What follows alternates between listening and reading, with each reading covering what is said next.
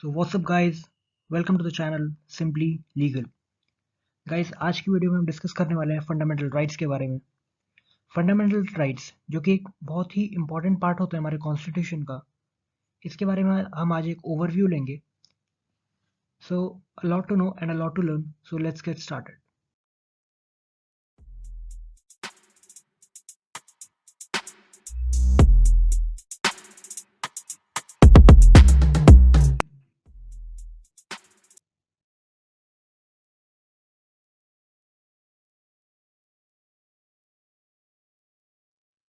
सो guys, आज की video में जो हम टॉपिक्स डिस्कस करने वाले हैं, सो फर्स्ट टॉपिक होगा हमारा history of fundamental rights. Next हम पढ़ेंगे fundamental rights with respect to Indian constitution. उसके बाद हम कुछ फीचर्स देखेंगे फंडामेंटल राइट्स के। फर्दर हम डिस्कस करेंगे सारे फंडामेंटल राइट्स को एक ब्रीफ ओवरव्यू के साथ हम पढ़ने वाले हैं। And last and not the least हम रिट्स के बारे में पढ़ेंगे, जो कि आर्टिकल 32 और आर्टिकल 226 में इशू की जाती हैं before the honourable Supreme Court and the High Court. So हमारा पहला टॉपिक होने वाला है history of fundamental rights. So guys, जैसे कि आपको पता होगा कि पहले के टाइम में एक डिवाइन राइट्स ऑफ किंग की थ्योरी होती थी, जिसके अकॉर्डिंग किंग को डिवाइन सोर्स ऑफ अथॉरिटी माना जाता था और कॉमन सिटीजन्स के पास, कॉमन मैन के पास कोई भी फंडामेंटल राइट्स नहीं होते थे। बट इन द ईयर 1215 सबसे पहले एक रिटन डॉक्यूमेंट सामने आया हमारे पास, जिसका नाम था मैग्ना कार्टा, जिसके थ्रू सिविल लिबर्टीज की बात की गई और एक नॉर्मल सिटीजन को भी थोड़ी बहुत सिविल लिबर्टीज दी गई। Further in the year 1689 bill of rights लिखे गए, जो कि अमेरिकन कॉन्स्टिट्यूशन का पार्ट है। तो वहाँ पर भी थोड़े और राइट्स और लिबर्टीज लोगों को दिए गए। फर्दर यूरोप में जब रेनेसां पीरियड आया एंड उसके फर्दर फ्रेंच रेवोल्यूशन जब हुआ, तो फ्रेंच रेवोल्यूशन के बाद भी अगेन लोगों को सिविल राइट्स और सिविल लिबर्टीज दी गई। ये जो राइट्स दिए जा रहे थे लोगों को, बेसिक राइट्स दिए जा रहे थे, यही एक बेस बने आगे आने वाले टाइम में फंडामेंटल राइट्स का, जो कि हमारे कॉन्स्टिट्यूशन में एनश्राइंड है। Now let's discuss about fundamental rights in Indian Constitution. So originally हमारे कॉन्स्टिट्यूशन में 7 फंडामेंटल राइट्स हुआ करते थे,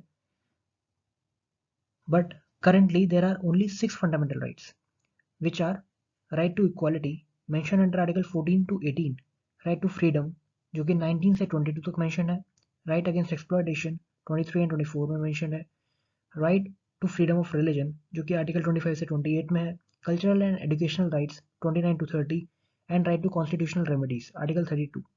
नाउ ये जो राइट टू प्रॉपर्टी यहाँ पे मेंशन है आर्टिकल 31 में, ये बेसिकली 44th अमेंडमेंट के थ्रू रिमूव कर दिया गया था from fundamental rights. So right to property is not a fundamental right as of now.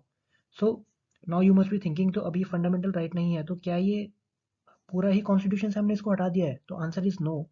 हमने इसको बेसिकली फंडामेंटल राइट से हटा के एक लीगल राइट का स्टेटस दे दिया है, और ये आज की डेट में आर्टिकल 300 ए में मेंशन है। तो right to property is mention under article 300 A of the constitution. और करंटली फंडामेंटल राइट्स की अगर हम बात करें तो केवल 6 type of fundamental rights are there, जो कि हम 14 से 32 तक ये मेंशन है। मूविंग फर्दर, अब हम डिस्कस करेंगे कुछ फीचर्स ऑफ फंडामेंटल राइट्स। तो पहला फीचर तो फंडामेंटल राइट्स में यही आ जाता है कि फंडामेंटल राइट्स जो हैं ये सबको अवेलेबल नहीं है। सी, कुछ फंडामेंटल राइट्स ऐसे हैं जो कि एक्सक्लूसिवली सिटीजन्स को अवेलेबल हैं, और बाकी के फंडामेंटल राइट्स ऐसे होते हैं जो citizens as well as foreigners सबको अवेलेबल होते हैं। सो कुछ फंडामेंटल राइट्स जो केवल सिटीजन्स को एक्सक्लूसिवली अवेलेबल हैं वो हैं हमारे आर्टिकल 15 में। जैसे कि आर्टिकल 15 हमारा बात करता है प्रोहिबिशन ऑफ डिस्क्रिमिनेशन के बारे में। देन आर्टिकल 16 जो कि बात करता है पब्लिक एम्प्लॉयमेंट में इक्वल अपॉर्चुनिटी के बारे में। आर्टिकल 19 जो कि freedom of speech and expression and मतलब इसके बारे में बात करता है। देन आर्टिकल 29 एंड 30 जो कि माइनॉरिटी एजुकेशन इंस्टीट्यूशंस के रिगार्डिंग डील करते हैं। तो ये कुछ ऐसे राइट्स हैं जो केवल सिटीजन्स के लिए अवेलेबल है। Second, state can impose reasonable restrictions on these rights. See, fundamental rights जो होते हैं ये क्वालिफाइड राइट्स होते हैं, ठीक है? These are qualified rights and not absolute. इसका मतलब क्या है? देखो, इसका मतलब ये है कि क्वालिफाइड का मतलब होता है विद एक्सेप्शंस, ठीक है? सो फंडामेंटल राइट्स ऐसा नहीं है कि आपको दे दिया है तो आप इसको मतलब किसी भी तरह से यूज कर सकते हो, ऐसा नहीं है। राइट। अगर आपके पास article 19 clause 1 sub clause A में freedom of speech and expression है, तो इसका ये मतलब नहीं है आप किसी को कुछ भी बोल दोगे जाके, ठीक है। वो अगला बंदा आपके ऊपर डेफेमेशन का केस भी लगा सकता है। So these are qualified rights, okay. कुछ रेस्ट्रिक्शंस भी हैं इनके साथ, ये एब्सोल्यूट नहीं है। थर्ड, अगर आपका कोई भी फंडामेंटल राइट वायलेट होता है, so under Article 32 and under Article 226 of the Constitution, you can file a writ petition before the Honorable Supreme Court and Honorable High Court. So इसमें आप डायरेक्टली ही सुप्रीम कोर्ट और High Court में आप अपनी writ petition file कर सकते हैं। You don't have to go through the you know like common procedure, जहाँ पे आप पहले लोअर कोर्ट्स में डिस्ट्रिक्ट जुडिशरी में आप पहले अपना केस फाइल करते हैं और फिर हाई कोर्ट फिर सुप्रीम कोर्ट, तो वो आपको हायरार्की फॉलो करने की जरूरत नहीं है। इसमें आप डायरेक्टली हाई कोर्ट या सुप्रीम कोर्ट में अपना इशू प्रेजेंट कर सकते हैं। नेक्स्ट इज कि नेशनल इमरजेंसी के टाइम पर भी आर्टिकल 20 और आर्टिकल 21 सस्पेंड नहीं होते हैं, ये लिखा है आर्टिकल 359 में। सो बेसिकली क्या होता है, नेशनल इमरजेंसी के टाइम पे फंडामेंटल राइट्स को सस्पेंड कर दिया जाता है। जैसे कि हमने यहाँ पे पढ़ा था पहले कि फंडामेंटल राइट्स क्वालिफाइड होता है, दीज आर नॉट एब्सोल्यूट। तो इमरजेंसी के टाइम पे फंडामेंटल राइट्स को सस्पेंड कर दिया जाता है। बट आर्टिकल 20 एंड 21 ये दो आर्टिकल ऐसे हैं जो कि इमरजेंसी के टाइम पर भी सस्पेंड नहीं किए जाते, और ये बात मेंशन है आर्टिकल 359 में। और ये जो पावर है कि आर्टिकल 20 और 21 सस्पेंड नहीं हो रहे हैं, ये आया है 44th अमेंडमेंट एक्ट से। क्लियर है? नाउ मूविंग फर्दर, जो एप्लीकेशन है इन राइट्स का, ये रिस्ट्रिक्ट किया जा सकता है जब एक मिलिट्री रूल इम्पोज किया गया हो। तो अगेन यहाँ पे वही बात हो रही है कि फंडामेंटल राइट्स जो है क्वालिफाइड नेचर के होते हैं, एब्सोल्यूट नेचर के नहीं होते हैं, ठीक है। मूविंग फर्दर, नाउ हम डिस्कस करने वाले हैं, अब हम डिस्कस करेंगे हर एक आर्टिकल को इंडिविजुअली, ठीक है। हम एक ब्रीफ ओवरव्यू लेंगे हर एक आर्टिकल का। So let's begin. सो पहला है article 12। Now article fundamental rights हमारे आर्टिकल 12 से लेके 35 तक डिफाइंड है, ठीक है। सबसे पहले आर्टिकल 12 में बेसिकली स्टेट को डिफाइन कर रखा है। अब स्टेट को क्यों डिफाइन करा है? बिकॉज फंडामेंटल राइट्स जो होते हैं वो केवल स्टेट के अगेंस्ट ही अवेलेबल होता है। एक इंडिविजुअल फंडामेंटल राइट का वायलेशन अगर उसका हो रहा है, बेसिकली जितने भी फंडामेंटल राइट्स उसको गिवन है, जो हमने 6 फंडामेंटल राइट्स स्टार्टिंग में पढ़े थे, ये फंडामेंटल राइट्स केवल स्टेट के अगेंस्ट अवेलेबल है, ये सिटीजन्स के अगेंस्ट अवेलेबल नहीं है, ठीक है। अब स्टेट हमें पढ़ना बहुत इंपॉर्टेंट है, क्योंकि ये फंडामेंटल राइट्स सारे ही स्टेट के ही अगेंस्ट अवेलेबल होते हैं। तो अब स्टेट में क्या क्या आता है, देखो स्टेट इंक्लूड्स गवर्नमेंट, तो स्टेट में क्या क्या इंक्लूड हो जा रहा है, गवर्नमेंट इंक्लूड हो जा रहा है हमारा, पार्लियामेंट इंक्लूड हो जा रहा है, पार्लियामेंट ऑफ इंडिया। इसके अलावा government and legislature of each state, मतलब स्टेट गवर्नमेंट होगी हमारी और स्टेट लेजिस्लेचर हो गए, and all the local and other authorities with in the territory of India, ठीक है। इसका क्या मतलब है? मतलब इसका ये कि गवर्नमेंट और पार्लियामेंट यानी कि एग्जीक्यूटिव और लेजिस्लेचर हमारा यूनियन का, government legislature of each state यानी कि एग्जीक्यूटिव और लेजिस्लेचर हर स्टेट का, इसके साथ साथ local and other authorities. Guys local and other authorities के रिगार्डिंग काफ़ी सारे केस लॉज हैं, और आर्टिकल 12 मतलब हर एक आर्टिकल ही अपने आप में एक सेपरेट वीडियो के लायक है, ठीक है। बहुत ही वास्ट टॉपिक होते हैं ये, तो इफ़ यू गाइज वांट कि मैं हर एक आर्टिकल पे सेपरेट वीडियो लेके आऊँ, so do let me know in the comments down below, ठीक है। And I will make sure कि मैं आपके लिए वीडियोस लेके आ जाऊँ। मूविंग फर्दर, इस वीडियो में हम केवल एक ब्रीफ ओवरव्यू ले रहे हैं सारे आर्टिकल्स का, जैसे कि मैंने पहले बताया था। So next is article 13 of the Indian constitution. Now see article 13 basically बात करता है जुडिशियल रिव्यू के बारे में। देखो आर्टिकल 13 ये कहता है कि कोई भी लॉ अगर इनकंसिस्टेंट है फंडामेंटल राइट्स के, तो उसको वॉइड डिक्लेयर किया जा सकता है बाय द सुप्रीम कोर्ट और द हाई कोर्ट। क्लियर? अगर वो लॉ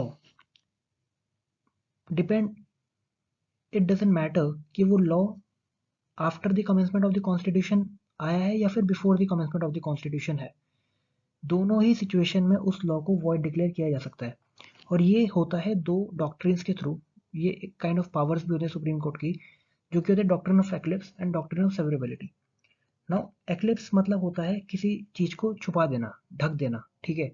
तो इसमें क्या होता है कि कोई अगर लॉ है जो कि प्री कॉन्स्टिट्यूशनल लॉ है, मतलब कॉन्स्टिट्यूशन के कमेंसमेंट से पहले का कोई लॉ है, तो और आज की डेट में वो फंडामेंटल राइट के वॉलेटिव हो गया है, तो हम उसको क्या करते हैं, डॉक्ट्रिन ऑफ एक्लिप्स के थ्रू उस पर्टिकुलर फंडामेंटल राइट को एक डॉर्मेंट स्टेट में पहुंचा देते हैं। डॉर्मेंट मतलब एक स्लीपिंग स्टेट में, मतलब हम उस लॉ को नल एंड वॉइड डिक्लेयर नहीं कर रहे हैं, बट आज की डेट में फिर हम उस लॉ को एक्टिवेट कंडीशन में भी नहीं रख रहे हैं, उसको एक डॉर्मेंट पोजीशन में डाल देते हैं।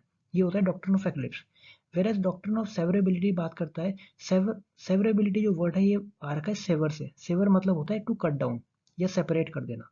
तो बेसिकली अगर लेट्स सपोज एक आपका आपका जो पार्लियामेंट है वो एक लॉ पास करती है जिसमें 10 प्रोविजंस हैं उस लॉ में, और उस 10 प्रोविजंस में से केवल 2 प्रोविजन ऐसे हैं जो कि फंडामेंटल राइट्स को वायलेट कर रहे हैं, तो क्या हम इस पूरे लॉ को ही अनकॉन्स्टिट्यूशनल डिक्लेयर कर देंगे अंडर आर्टिकल 13? तो आंसर इज नो। हम क्या करेंगे कि उन 2 प्रोविजंस को सिवियर कर देंगे, सिवियर मतलब अलग कर देंगे, और बाकी के जो 8 प्रोविजंस हैं उसके साथ अगर वो लॉ अपना बेसिक मोटिव फुलफिल कर रहा है, तो वो लॉ जो है डॉक्ट्रिन ऑफ सेवरेबिलिटी हम लगा देंगे, वो 2 प्रोविजंस तो हट जाएंगे और बाकी के 8 प्रोविजंस के साथ वो लॉ जो है एज इट इज रहेगा, वैलिड रहेगा। ठीक है, तो ये बात करता है आर्टिकल 13। जो थर्ड डॉक्ट्रिन आर्टिकल 13 में आती है वो है doctrine of judicial review. Basically ये डॉक्ट्रिन जो है ये सुप्रीम कोर्ट और हाई कोर्ट्स को पावर देती है टू इंटरप्रेट द लॉ। ठीक है, the supreme court is the apex court of the country, right. तो सुप्रीम कोर्ट क्या कर सकते हैं, लॉ को इंटरप्रेट कर सकती है। कोई भी लॉ जो पार्लियामेंट पास कर रहा है उसको, क्या उसकी लीगल वैलिडिटी कितनी है, क्या लीगली वैलिड है वो लॉ या नहीं है, उसको सुप्रीम कोर्ट जुडिशियली रिव्यू कर सकता है। तो ये है doctrine of judicial review. So moving further, next is right to equality. इसमें हमारे पास सबसे पहले आता है article 14 of the constitution. So article 14 जो है ये 2 चीज़ों के बारे में बात करता है, एक तो equality before law and second equal protection of law. ठीक है, now equality before law is basically prohibits unequal treatment. ये एक तरह का नेगेटिव कॉन्सेप्ट होता है जो बात करता है, क्योंकि ये नेगेटिव इसलिए है क्योंकि ये प्रोहिबिट कर रहा है अनइक्वल ट्रीटमेंट को। Where equal protection of law ये एक पॉजिटिव कॉन्सेप्ट है जो कि डिमांड करता है इक्वल ट्रीटमेंट की, कि हर एक इंडिविजुअल को इक्वली ट्रीट करना चाहिए। नो, ये जो 2 टॉपिक्स हैं, equality before law and equal protection of law, ये इक्वालिटी बिफोर लॉ बेसिकली एक ब्रिटिश ओरिजिन का कॉन्सेप्ट है, whereas equal protection of law एक अमेरिकन ओरिजिन का कॉन्सेप्ट है। ठीक है, moving further to the article 15। Now article 15 prohibit करता है डिस्क्रिमिनेशन को against any citizen of India on the grounds of, see मैंने स्टार्टिंग में आपको बताया था कि कुछ फंडामेंटल राइट्स ऐसे होते हैं जो कि केवल सिटीजन्स को अवेलेबल है, एंड उसमें से एक आर्टिकल 15 भी है। सो आर्टिकल 15 में देखो, आप अगर देखोगे तो यहाँ पे सिटीजन ऑफ इंडिया लिखा है। क्यों? बिकॉज आर्टिकल 15 केवल सिटीजन्स के लिए अवेलेबल है, फॉरनर्स के लिए अवेलेबल नहीं है। नाउ आर्टिकल 15 बेसिकली प्रोहिबिट करता है डिस्क्रिमिनेशन को to any citizen on the grounds. 5 grounds दे रखे हैं इसमें, religion, race, caste, sex and place of birth. So इन 5 ग्राउंड्स पे आप जो है डिस्क्रिमिनेशन नहीं कर सकते किसी भी सिटीजन का। नेक्स्ट हमारा आता है आर्टिकल 16। नाउ आर्टिकल 16 जो है ये बात करता है equality of opportunity in the matters of public employment के बारे में। तो ये कहता है कि किसी भी सिटीजन्स को आप जो है डिस्क्रिमिनेट नहीं कर सकते या इनएलिजिबल नहीं डिक्लेयर कर सकते उनको for employment under the state on grounds of, इसमें भी ग्राउंड्स आ जाते हैं, कौन कौन से ग्राउंड्स हैं इसमें, रिलीजन, रेस, कास्ट, डिसेंट और place of birth. In grounds पे आप जो है डिस्क्रिमिनेट नहीं कर सकते। Now you must be thinking कि यार ये जो रिजर्वेशन वगैरह भी तो होता है, तो वो कैसे हो रहा है? अब यहाँ पे हम आर्टिकल 15 और 16 में बात करेंगे डिस्क्रिमिनेशन नहीं करेंगे, बट रिजर्वेशन भी तो दे रहे हैं। तो वो आर्टिकल 15 क्लॉज 2, 3, 4 उनमें बेसिकली एक्सेप्शन दे रखे हैं। सिमिलरली आर्टिकल 16 क्लॉज 2, 16 क्लॉज 3 इनमें एक्सेप्शन दे रखे हैं इन आर्टिकल्स के। तो अगर आपको इन डेप्थ वीडियो चाहिए उनकी, so do let me know in the comment section below. तो मैं हर एक आर्टिकल के रिगार्डिंग एक सेपरेट वीडियो ले आऊँगा जिसमें हम पूरे आर्टिकल को डिस्कस करेंगे। मूविंग फर्दर आर्टिकल 17 के बारे में डिस्कस करते हैं। तो आर्टिकल 17 में अनटचेबिलिटी को प्रोहिबिट कर रखा है। ठीक है, सी पहले के टाइम में अनटचेबिलिटी एक बहुत ज़्यादा कॉमन फिनोमेन था इंडिया का, इंडियन कॉन्टेक्स्ट में, इंडियन सोसाइटी के कॉन्टेक्स्ट में। बट आर्टिकल 17 के थ्रू हमने अनटचेबिलिटी को प्रोहिबिट कर दिया है in any of its shape और फॉर्म, मतलब हम किसी भी तरीके से अनटचेबिलिटी नहीं कर सकते। नाउ आर्टिकल 18 बात करता है अबॉलिशन ऑफ टाइटल्स के बारे में। इसका मतलब ये है कि आप कोई भी टाइटल वगैरह एक्सेप्ट नहीं कर सकते एक्सेप्ट मिलिट्री और एकेडमिक टाइटल्स। तो जैसे कि मिलिट्री टाइटल जैसे कि मार्शल हो गया या फिर लेफ्टिनेंट हो गया, ये सब टाइटल्स आपके एक्सेप्टेबल है। या फिर एकेडमिक टाइटल्स जैसे कि अगर किसी ने पीएचडी कर रखी है तो उसके नाम के आगे डॉक्टर लग जाता है, राइट। हम जैसे लॉ पढ़ रहे हैं, हम लॉ कर रहे हैं, तो हम आगे जाके लॉयर्स अगर बनते हैं तो हमारा नाम के आगे एडवोकेट आ जाता है, ठीक है। तो दीज आर एकेडमिक टाइटल्स, तो ये तो अलाउड हैं। बट इनके अलावा कोई बाकी जो फॉरेन स्टेट्स के थ्रू हमें टाइटल्स मिल रहे हैं वो सब अलाउड नहीं है, ठीक है। फॉर एग्जाम्पल जैसे कि हम महात्मा गांधी को फादर ऑफ द नेशन बुलाते हैं, ठीक है। No, can we call him father of the nation? हम उनको टाइटल दे सकते हैं फादर ऑफ द नेशन का? तो आंसर इज नो। हम कॉन्स्टिट्यूशनली अगर देखें तो फादर ऑफ नेशन कोई नहीं है हमारी कंट्री का फादर ऑफ नेशन, हम किसी को टाइटल नहीं दे सकते। बट वो हम एक जनरल पार्लेंस में कह देते हैं महात्मा गांधी जी को as father of nation, but this is unconstitutional. Moving further, next is right to freedom. Now article 19 specifically deal करता है 6 राइट्स के बारे में, ठीक है। आर्टिकल 19 के थ्रू हमने 19 क्लॉज 1 सब क्लॉज ए से लेके 19 क्लॉज 1 सब क्लॉज जी तक 6 राइट्स प्रोवाइड करा रखे हैं, जो कि एक जो कि बात करते हैं हमारे फ्रीडम के रिगार्डिंग।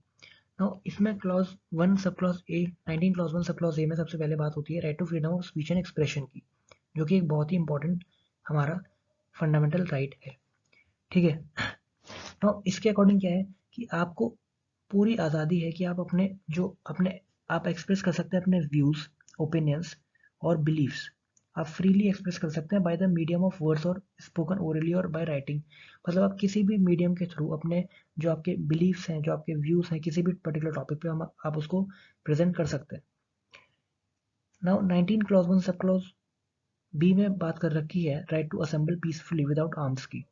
तो बेसिकली आप क्या कर सकते, सिटीजन्स को अलाउड है कि वो असेंबल हो सकते हैं किसी भी एक पर्टिकुलर प्लेस पे पीसफुली, अगर वो असेंबल हो रहे हैं तो, और विदाउट एनी आर्म्स और सच एम्यूनिशन। तो ये चीज़ें जो हैं ये डिपेंड करती हैं कि हमारे जो फंडामेंटल राइट्स हैं वो क्वालिफाइड है, एब्सोल्यूट नहीं है।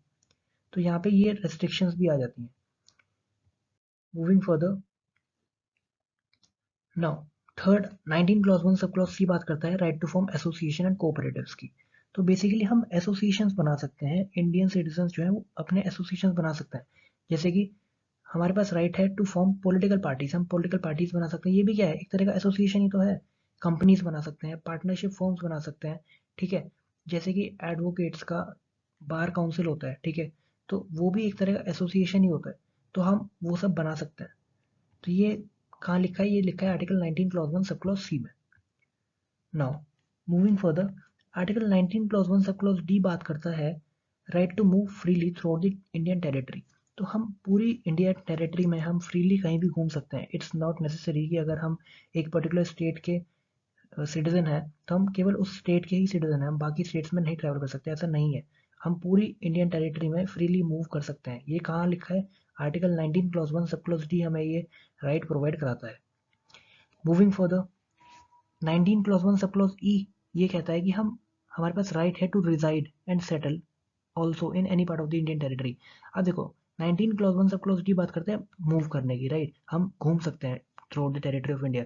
तो अब अगर घूम रहे हैं तो घूमने का राइट दे दिया है तो रिजाइड करने का राइट भी देना पड़ेगा। तो यहाँ पे बात करें कि हम किसी भी स्टेट में रिजाइड कर सकते हैं, किसी भी पार्ट ऑफ इंडियन टेरिटरी में रिजाइड कर सकते हैं, या वहाँ पे सेटल हो सकते हैं। और ये मतलब वो मतलब इंडियन टेरिटरी का पार्ट होना चाहिए, तो हम वहाँ पे रिजाइड और सेटल कर सकते हैं। ये 19 क्लॉज 1 सब क्लॉज ई में लिखा है। Moving further, now 19 clause 1 sub clause जी बात करता है right to practice any kind of profession, trade और बिजनेस। नाउ हम इट्स अपॉन अस कि हम क्या ऑक्यूपेशन चूज करते हैं, क्या ट्रेड करना है हमें, क्या बिजनेस करना है। ये सब हमारे पास राइट्स हैं हमारे, जो 19 क्लॉज 1 सब क्लॉज जी में मेंशन्ड है, ठीक है। नाउ ये तो राइट्स हो गए, but you must be thinking कि यार देखो, जैसे 19 क्लॉज 1 सब क्लॉज 2 में हमने डिस्कस करा कि हमारे पास, sorry 19 clause 1 sub clause A में हमने डिस्कस करा कि हमारे पास freedom of speech and expression है, तो हम कुछ भी बोल सकते हैं, किसी को कुछ भी बोल सकते हैं।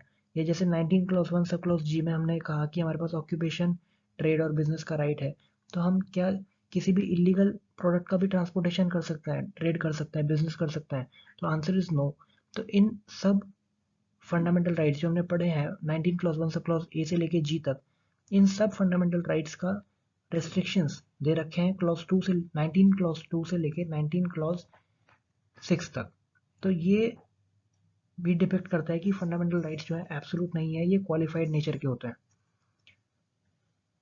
Now moving further, now article 19 में पहले जो था एक, अब जैसे हमने देखा यहाँ पे एक 19 क्लॉज 1 सब क्लॉज एफ भी होता था, जो कि बात करता था राइट टू प्रॉपर्टी के बारे में, ठीक है। बट वो कहीं ना कहीं हमारा 44th अमेंडमेंट के थ्रू ही वो भी रिमूव हो गया वहां से, जिस तरह से आर्टिकल 31 रिमूव हुआ था। Moving further, moving further next is article 20। Now article 20 basically तीन चीज़ों के बारे में बात करता है: ex post facto law, double jeopardy and right against self incrimination. Now ex post facto law ये कहता है कि आपको कन्विक्ट, किसी भी इंडिविजुअल को कन्विक्ट नहीं किया जा सकता अगर at the time of commission of the act, अगर वो एक्ट एक ऑफेंस नहीं है तो। मतलब लेट्स सपोज आज की डेट में एक सेल फोन खरीदना क्राइम नहीं है, राइट? और लेट्स सपोज मैं एक सेल फोन खरीदता हूँ और कल को पार्लियामेंट एक लॉ पास कर देती है कि सेल फोन खरीदना एक क्राइम है, तो क्या टुमारो, क्या पुलिस वाले मेरे को पकड़ सकते हैं इस ग्राउंड पे कि मैंने सेल फोन खरीदा है? So answer is no. Why? Because आज मैंने सेल फोन खरीदा है आज, और आज की डेट में सेल फोन खरीदना कोई क्राइम नहीं है। तो अगर at the time of commission of the act, अगर वो चीज़, वो एक्ट अगर क्राइम नहीं है, तो आपको कन्विक्ट नहीं किया जा सकता। ये बात करता है एक्सपोज फैक्टो लॉ, ठीक है। नेक्स्ट बात करता है डबल जेपर्डी। डबल जेपर्डी ये कहता है कि आप सेम ऑफेंस के लिए दो बार कन्विक्ट, या एक से ज़्यादा बार आप किसी भी इंडिविजुअल को कन्विक्ट नहीं कर सकते। So no one will be convicted for the same offence more than once, ठीक है। ये बात करता है डबल जेपर्डी। नेक्स्ट थर्ड आता है राइट अगेंस्ट सेल्फ इंक्रिमिनेशन। मतलब आप किसी भी इंडिविजुअल को कंपेल नहीं कर सकते कि वो अपने खिलाफ गवाही दे। That is, you can't compel any individual to be a witness against himself, कि वो अपने खिलाफ ही गवाही दे दे, आप इसको उसको जो है कंपेल नहीं कर सकते। तो ये बात करता है right against self incrimination. Article 20 में तीन क्लॉज हैं। 20 क्लॉज 1 एक्सपोज फैक्टो लॉ के बारे में बात करता है, 20 clause 2 double jeopardy and 20 clause 3 self incrimination. तो this was all about article 20 of the constitution. Moving further, next is article 21। Now article 21 एक बहुत इंपॉर्टेंट फंडामेंटल राइट है हमारे कॉन्स्टिट्यूशन का। आर्टिकल 21 बात करता है right to life and personal liberty के बारे में। गाइस, आर्टिकल 21 देखने में बहुत छोटा आर्टिकल लगता है, केवल दो ही वर्ड तो लिखे हैं, लाइफ और पर्सनल लिबर्टी। बट ये वर्ड्स जो लिखे हैं ना, इनका interpretation throughout the case laws बहुत सारे केसेस में हुआ है। और आर्टिकल 21 का जो स्कोप है वो बहुत ज़्यादा वाइड हो चुका है आज की डेट में। सी, इसमें जो टर्म्स यूज हो रखे हैं लाइफ और पर्सनल लिबर्टी, इसकी वजह से ये टर्म्स काफ़ी ज़्यादा वेग टर्म्स हैं। मतलब काफ़ी सारे इंटरप्रिटेशन निकल सकते हैं। अब लाइफ में क्या आता है? अब राइट टू लाइफ जैसे यहाँ पे लिखा है, तो लाइफ में आप क्या क्या इंक्लूड करोगे? मतलब एक कैसी लाइफ? एक मतलब मेयर एग्जिस्टेंस वाली लाइफ, या फिर एक डिग्निफाइड लाइफ? तो राइट टू लाइफ में और क्या क्या आप इंक्लूड कर सकते हो? राइट टू हेल्थ आता है राइट टू लाइफ में, या फिर राइट टू क्लीन एनवायरनमेंट आता है राइट टू लाइफ में। तो राइट टू, या फिर आप कह सकते हो राइट टू प्राइवेसी आता है राइट टू लाइफ में। तो राइट टू लाइफ के बहुत सारे इंटरप्रिटेशंस हैं, जो कि over the period of time supreme court के काफ़ी सारे केसेस के थ्रू सामने आए हैं। सो since today we are just giving a gist of the fundamental rights, so if you want, so article 21 के रिगार्डिंग भी एक सेपरेट वीडियो बनाई जा सकती है जिसमें मैं सारे केस लॉज को डिस्कस करूंगा। Moving further, article 21 A. Now article 21 A बात करता है हमारी कि it is obligation of the state to provide education to minors of the age of 6 to 14। तो मतलब 6 से 14 साल के बच्चे जो हैं उनको एजुकेशन प्रोवाइड कराना ये स्टेट की ड्यूटी है, और फ्री एजुकेशन प्रोवाइड कराना स्टेट की ड्यूटी है। और ये ऐड करा गया था 86 अमेंडमेंट एक्ट 2002 के तहत। ठीक है गाइस, आई थिंक आज की वीडियो काफ़ी ज़्यादा लंबी हो चुकी है, 25 मिनट्स की ऑलरेडी हो गई है। सो आई थिंक इसको हम 2 पार्ट्स में बना लेते हैं। This will be the first part of the video, and next video में हम आर्टिकल 22 से लेके, दैट इज आर्टिकल 22 से लेके आर्टिकल 35 तक हम लोग नेक्स्ट पार्ट में डिस्कस करते हैं। So this is all for the today, and if you guys have enjoyed this video, if you guys have learned something new in this video, so do make sure to like, share and subscribe, and comment down below guys, आपको next video में क्या चाहिए और मैं क्या improve कर सकता हूँ। So I need your suggestions guys, so kindly share your feedback in the comment section below, and you can share your love by clicking that like button and subscribe button. So मिलते हैं guys in the next video. Till then, take care and goodbye. Slides तो बना के लाया था, but